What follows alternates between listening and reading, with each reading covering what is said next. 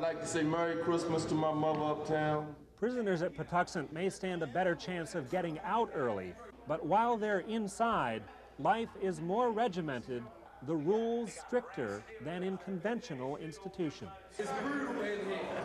I mean, it is like dogs. We have the best record in Maryland for law and order inside the gates. Unlike other prisons, Patuxent enforces demanding restrictions on movement within the institution.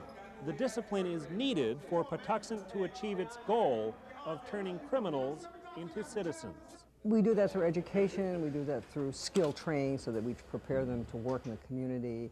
We do that through teaching them some social skills. And primarily, what makes us separate from all other institutions is we do it through psychotherapy. In therapy, you have to deal with the emotional problems you had when you was a kid, but most importantly, what led up to your crime, why you're here. These violent offenders have been in therapy for years. 8 years is the usual minimum.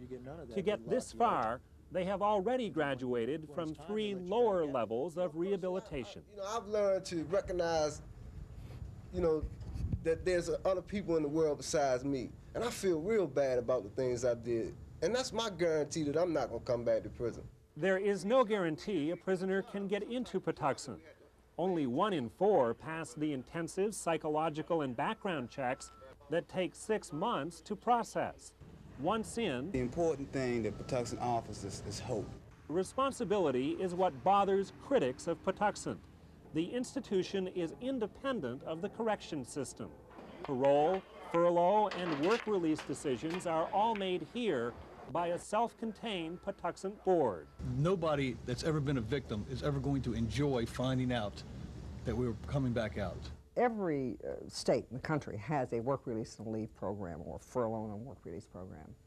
There are certain risks in all of those programs, and either you make a decision as to what the risk level is, or we can't have programs like that. Society don't owe us anything, but the way the laws are set up, we all gonna go back on the streets one time.